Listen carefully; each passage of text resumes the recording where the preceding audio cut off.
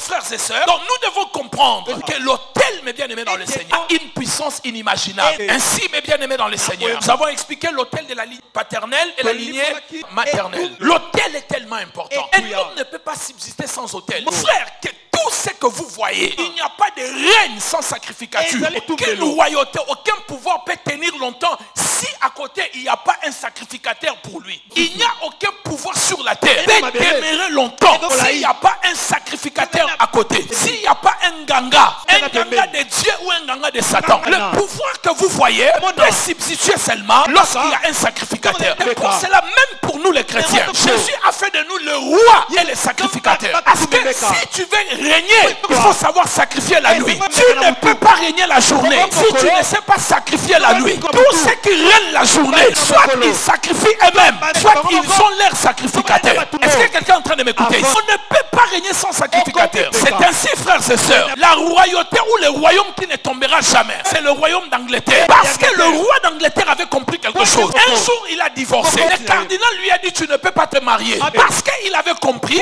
qu'il était roi. Mais le cardinal de l'église catholique avait le pouvoir sur lui. Lui, il avait la royauté, l'autre avait la sacrificature. Vous savez ce que le roi a fait? Il est sorti de l'église catholique. Il a fait l'église anglicane. Et l'église anglicane, il a mélangé les catholiques et le protestantisme. Il a mélangé les deux. Il a fait l'église anglicane. Du coup, quand tu es le roi ou la reine d'Angleterre, il est aussi chef spirituel de l'église anglicane. Il a mélangé et la royauté et la sacrificature. Vous ne pouvez pas faire tomber ce royaume. D'ailleurs, c'est le royaume qui a plus de terres sur la terre. Il est le roi du Canada, de l'Australie.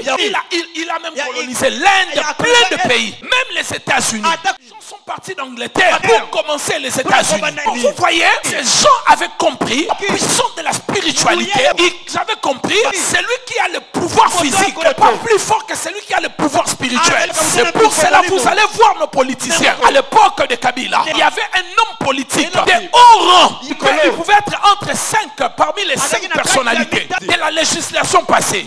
Il ne pouvait pas monter dans l'avion sans que son ganga monte. Il ne pouvait pas entrer au bureau sans que son ganga entre. Un monsieur sale, illettré qui n'a pas étudié, dominer cet homme politique. Parce que l'homme politique avait compris. J'ai le pouvoir physique, mais je n'ai pas le pouvoir spirituel. Et l'autel, mes bien-aimés dans le Seigneur, c'est ce qui fait le travail du pouvoir spirituel. Et un homme sans autel ne peut pas avoir certaines victoires. Comprenez, mes bien-aimés dans le Seigneur. Un homme sans autel, c'est un homme dont le pouvoir ne régnera pas longtemps. C'est qui règne tout le temps. Ils sacrifient aussi tout le temps. Soit ils sont leurs sacrificateurs qui vont acheter dans le marché spirituel pour eux et ils vont sacrifier. Mais tu ne peux pas avoir un trône affermi si tu ne connais pas comment sacrifier la nuit. Regardez, mes bien-aimés, Dieu a tout détruit. Noé sort dans un monde nouveau. La première des choses que Noé va faire, bâtir un hôtel. Il a compris, je vais créer une plateforme pour que les maîtres des esprits puissent entrer dans ce nouveau monde. Et cela n'avait pas tardé. Quand il a bâti l'hôtel, les anges et le monde spirituel, quand ils ont vu cela, Dieu est descendu sur l'autel et il a commencé à parler à Noé. Je ne détruirai plus la terre. Ce nouveau monde, je ne le détruirai plus avec la pluie. Mais qu'est-ce qui a fait entrer Dieu dès l'autel de Noé? Frères et sœurs, tout ce que tu veux commencer, commence-là avec un autel. Prends les sables de cet endroit-là, en l'huile, jette et parle. Fais ton sacrifice. Tu vas enlever les gens qui régnaient dans cet endroit-là et tu vas prendre la possession. Il ne m'a pas dit amen.